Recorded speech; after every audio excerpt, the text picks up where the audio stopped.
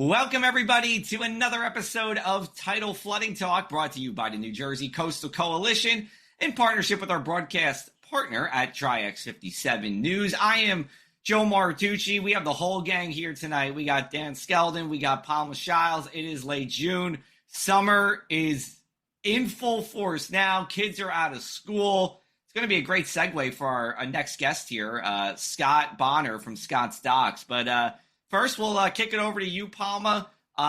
It really now feels like summer's here. Memorial Day, I think you said this. I don't know if you said this to me on the phone or if you said this to me in Tidal Flight Talk. It's like we get this big rush for Memorial Day, and it's kind of but now it's back, and now it's here. Right. The next best thing, is 4th of July weekend, right? So right. I'm glad summer is here. I think it puts most people in a better mood. The only Does that include you? Yes, except the only problem that I face is what to wear to work, because the office is cold, but it's like 90 degrees outside. So that's my only issue. But anyway, we have a really great guest tonight, Scott from Scott's Dock. Please tell us about yourself, Scott, and your business that you have in Margate and the legacy that you're carrying on. Well, thank you for having me, Palma. I don't have wardrobe issues. I wear the same stuff all the time with the Scott's Dock t-shirt. That's my go-to 7 days a week. But I'm the third generation owner of Scott's Dock in Margate City, New Jersey. My grandparents acquired our property in the winter of 1958. My grandfather built our original rental boat fleet, which is kind of the forefront of what our business provides, is boat rentals and back bay access. And my grandfather built those boats at a White Jersey Cedar in the winter of 1958 and opened the doors with my grandmother, Blanche Scott, in the spring of 1959. And he had it until he passed away in 1994. My mother ran the marina from 95 to 21, and she passed in 21, and I've had it for the last few years now, going into season 4. Well, Scott, I want to thank you for coming on, especially knowing you would be with two meteorologists who have been the bearer of not so good news, for weather-dependent businesses. We hope to turn that around now. July 4th is in sight. I mean, it's going to be hot, humid, dry, and great weather for your business. But thanks for coming on after how would you describe the spring that we've had? It was wet and windy. That's pretty much wraps it up. But, you can't wait on the weather, getting customers' boats ready for the summer season and the rental boats fired up and ready to go and the marina all stocked. And we trudge on through whatever the weather is to get ready for when it's going to break eventually, And Scott, you got a front seat for, one of the more, obviously the back bay is the, there's so much pleasure that can be had on it recreationally, but, from our standpoint, watching tidal flooding, that is ground zero for, bringing in water to a lot of our coastal communities. So how is it having like that front row seat, watching storms across come to the bay, watch wind shifting, watch, tides going up and down? You're right there, front row seats, no one better to kind of, monitor what the back bays bring to the coastal communities. Yeah, it's like you said, it's a great seat to have access to. I live here, so I live above the bait and tackle shop on Amherst Avenue, and I grew up in this building also. So I've really had, and I'm grateful to have had the bay in my backyard as a kid growing up. It was better than Disneyland for me. I consider myself to be a bay rat. I don't know if you've heard that term or not before, but unless it was surfing, I never really hung out on the beach often. I did bay-like activities, and there's really a whole nother world back there that I believe is kind of underrated and not accessed as much. And yes, I've seen all sorts of very cool and inconvenient weather at the same time. Scott, tell us about, in your time being in Margate, the buildup of the bay side of Absecon Island, and, what have you seen with coastal flooding over the decades as well? So, I've definitely seen a change in weather patterns. I think that, like your summer thunderstorms have kind of changed a little bit in nature of like the prominent wind directions that they blow in and severity.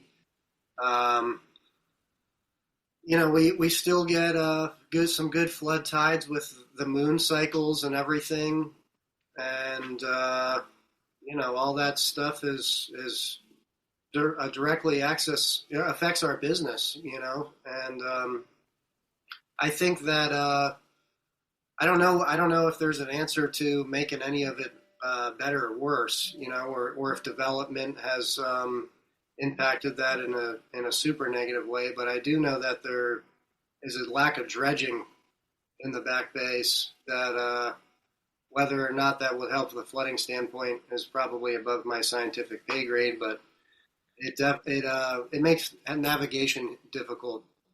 Well, you bring up a good point, and something, we talk about, too, which is, we want to protect the island. Like, that's number one. We get that.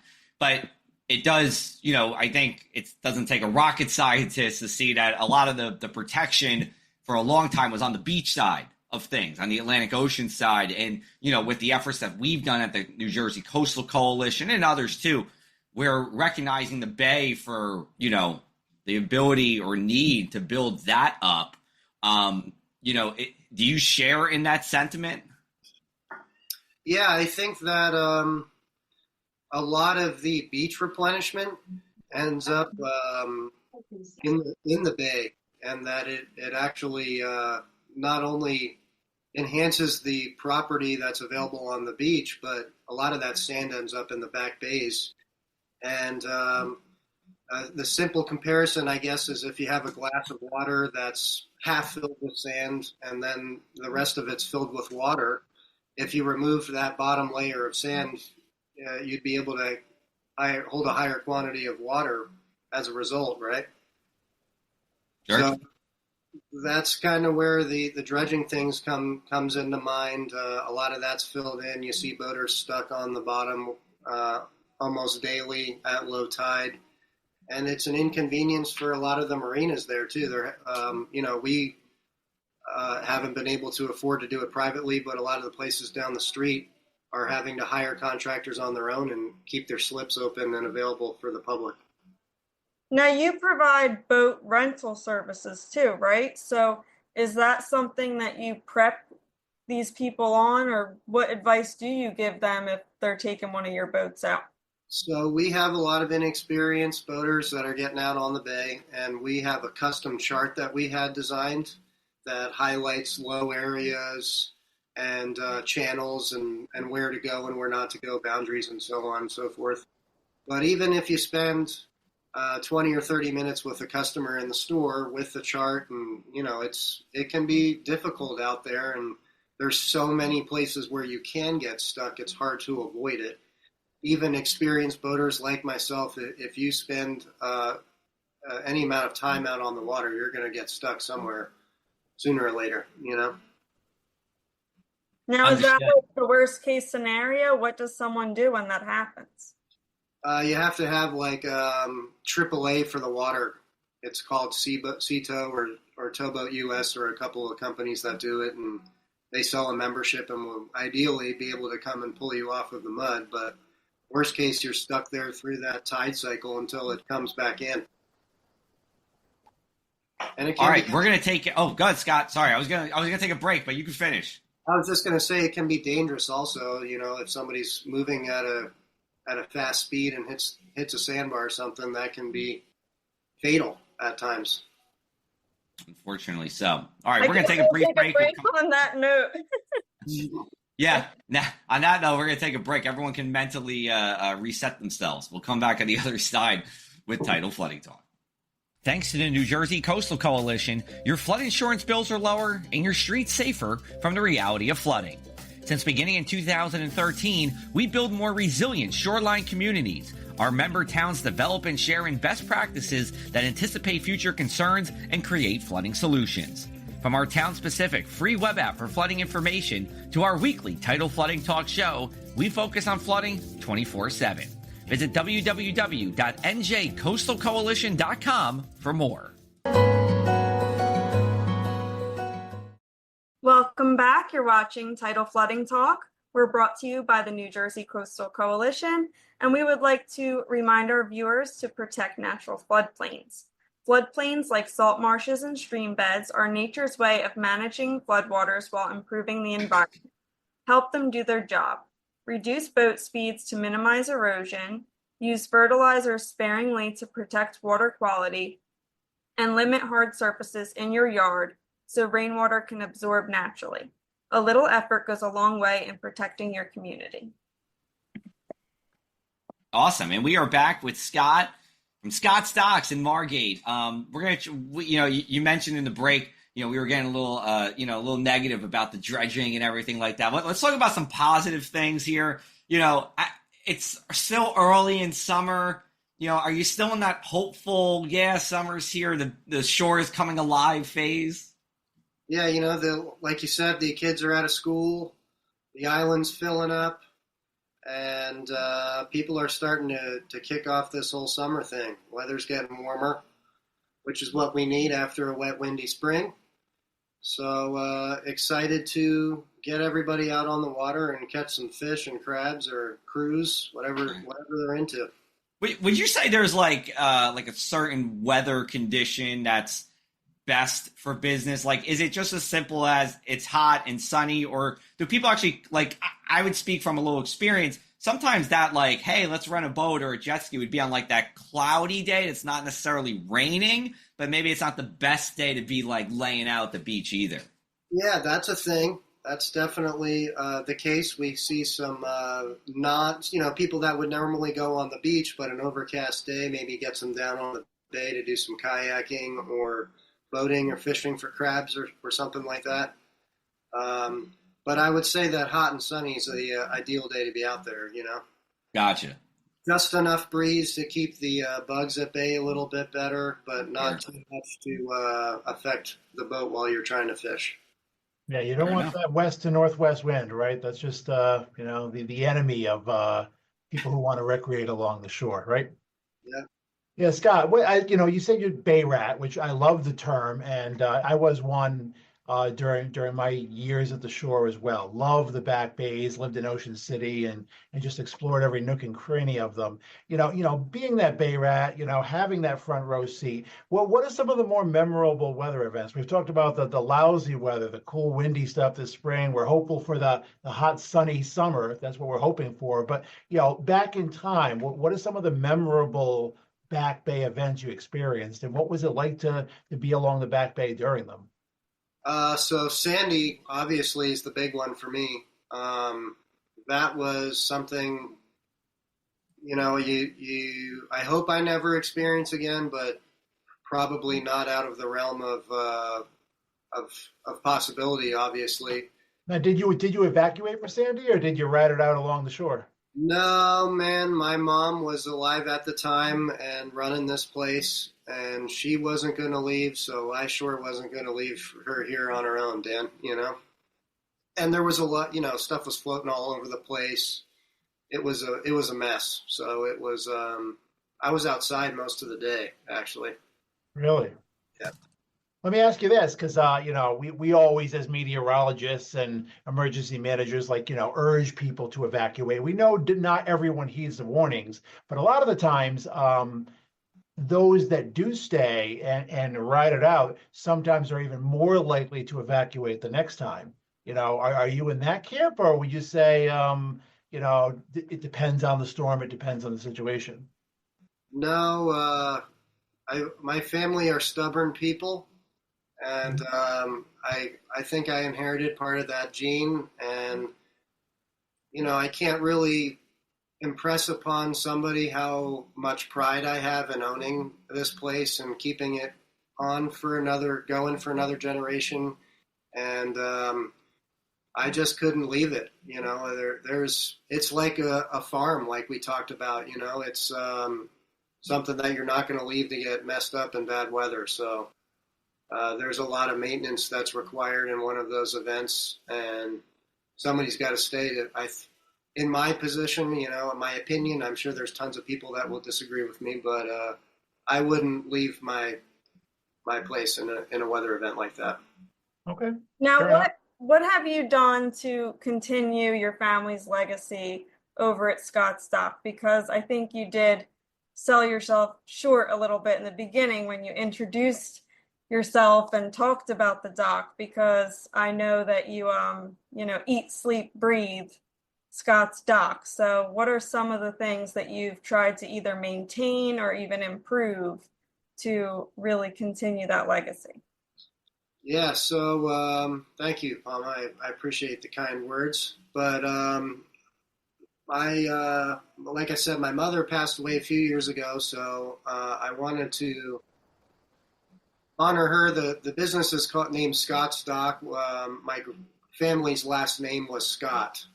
So my mother's maiden name and my grandparents' names who opened the place were Ray Scott and Bland Scott. My mom was Robin Scott. So long story longer, I figured the building's name would honor my grandparents always, and what could I do for my mom? So we got a 40-foot pontoon boat and named it the Captain Robin after my mother. And that boat is really, really beautiful. And we run back bay flounder fishing trips with that 7 days a week. So we go flounder fishing in the back bay for 4 hours from 8 to 12 and 1 to 5 daily. Saturday nights, we're going to be doing sunset cruises. So we'll do a 7 to 9 walk-in sunset cruise. You can bring some drinks and go catch golden hour and listen to some yacht rock or something like that while you're cruising around. So that's what the big one, my big accomplishment was to buy a big boat in my mom's name and keep that thing floating around in the back bay, because she was truly a steward to the back bays of Margate for 30 plus years out here. And the main focus on our business, my family's business here, is to give public access to the bay for people that don't have it.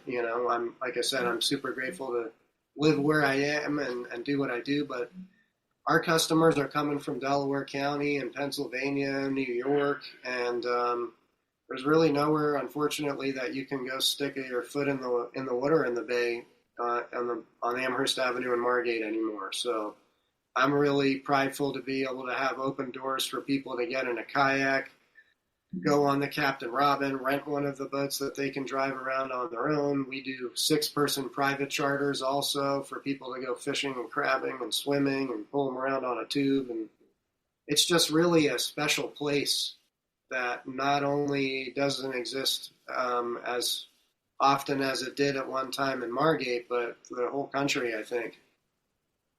I would agree with that with the whole country for sure. And definitely in Margate, as you said. We're going to take our last break here. We're going to come back on the other side. We're going to wrap up with Scott Bonner of Scott's Dock.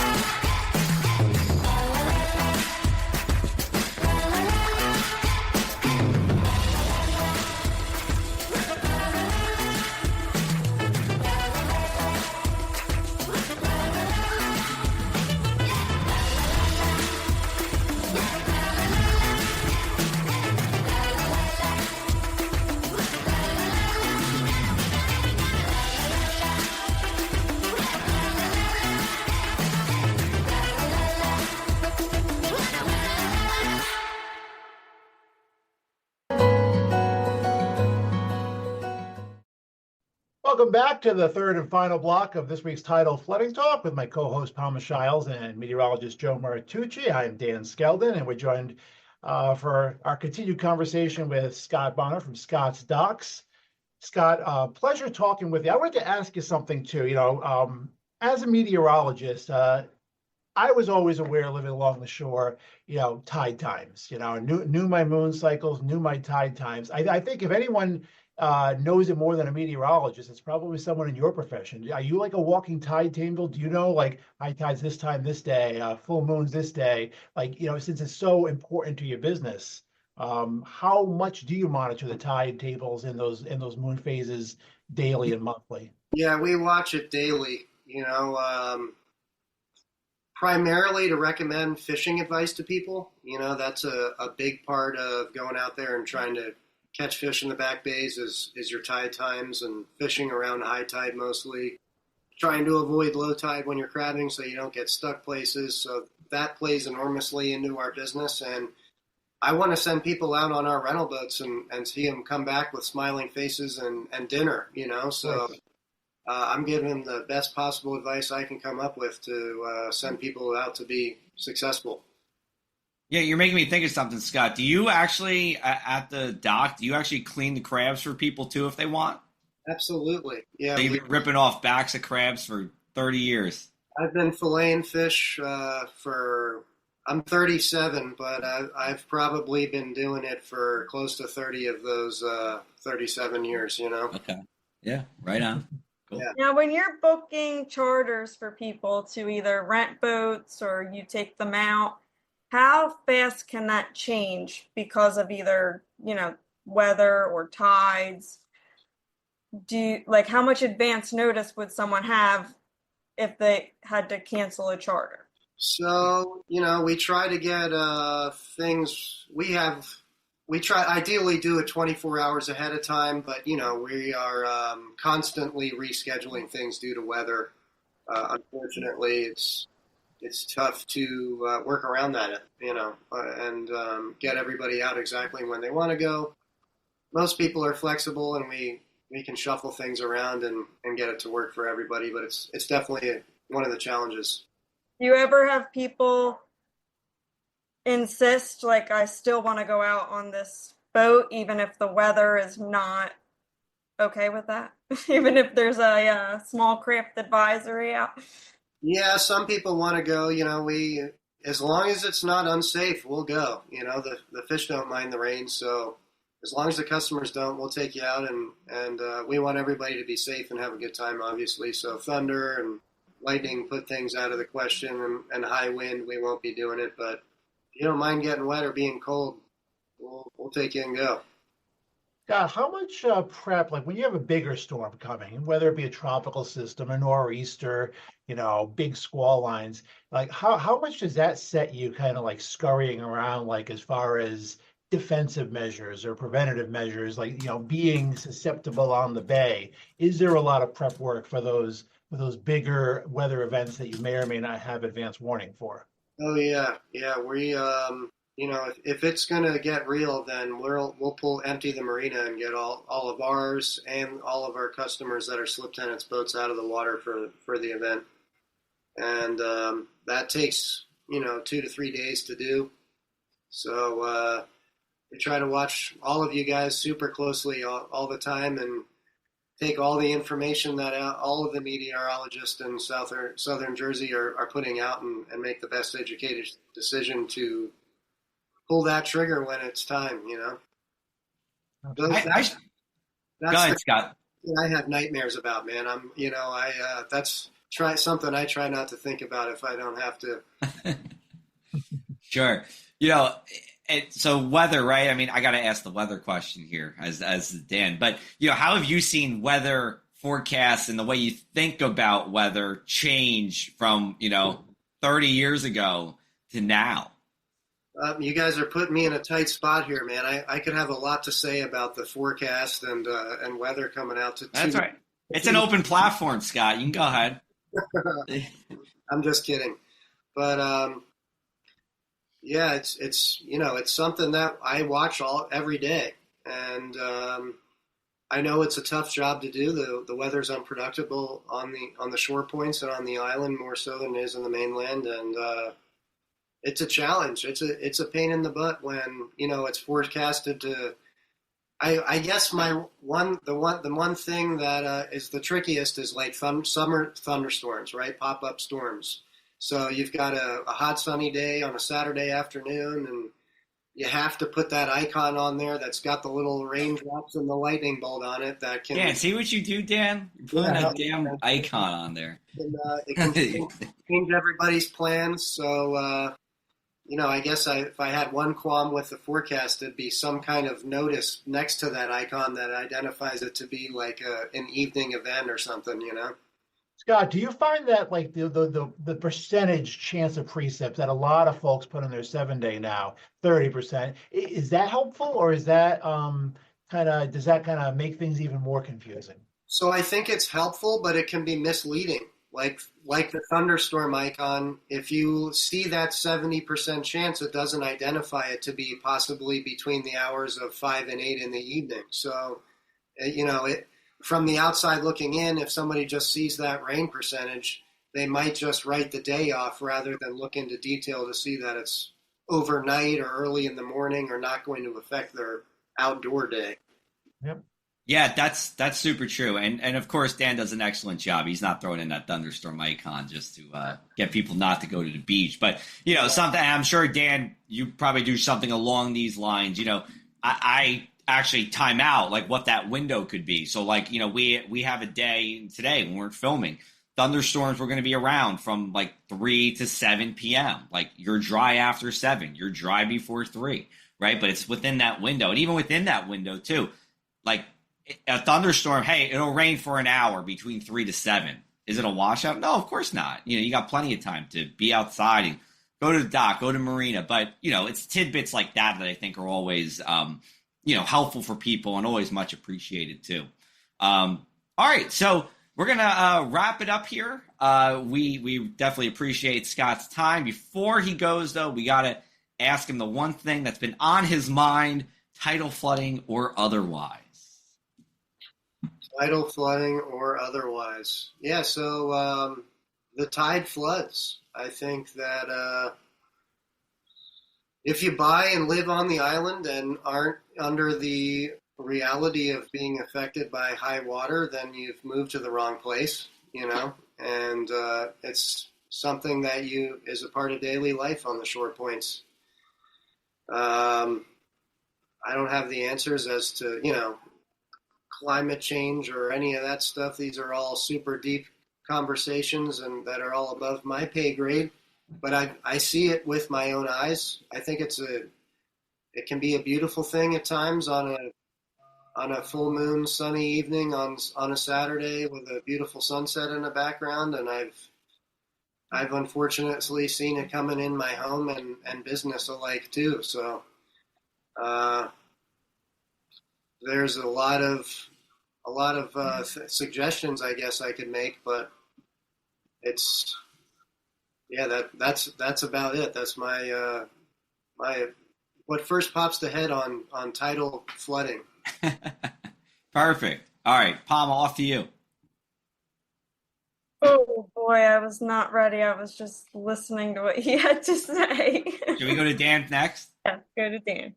All right, Dan. Well, for me, it's just the upcoming July 4th holiday weekend is probably my least favorite weekend to forecast.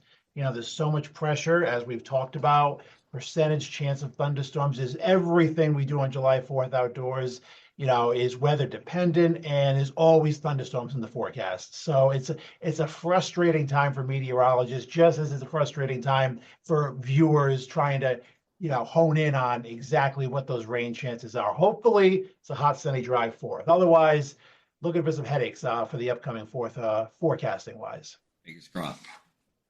All right, Paul, you ready? About a month ago, my daughter Violet, who's 2, was on the Captain Robin with her father, took her out.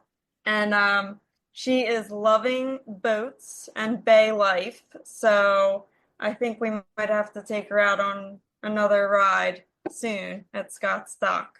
Right on. I'm glad to hear there's another bay rat coming out there, Wait, you were on, what was it, Fox 29, Scott? Yeah, Kathy Orr from Orr at the Shore came and took a ride with us. All right, shout out Kathy Orr. Yeah, Kathy's great. She's awesome. Yeah. Anytime you guys want to come and do any forecasting from the marina or out on a boat or something, you're more than welcome to. Love to have you. Okay, yeah, appreciate it. I'll cap this off. I'll make it brief. Joey Chestnut back at the Nathan's 4th of July hot dog eating contest this year. After skipping last year due to a contract dispute with Major League Eating, the world has healed itself, and he will be back on the 4th of July. And I have seen him once in Coney Island, live. I would recommend doing it once. You don't have to do it more than once, but definitely do it once. That's what I got. All right. We will be back with you next Monday, next Tuesday, another episode of Tidal Flooding Talk. We're going to have Alexa Trishler on from WWL TV in New Orleans, Louisiana. She is an EHT, Egg Harbor Township native in New Jersey, is now in Louisiana. We're going to talk about the tidal flooding differences between the two. So we'll be back with you next week. Until then, have a happy 4th, everyone, and we'll talk to you soon.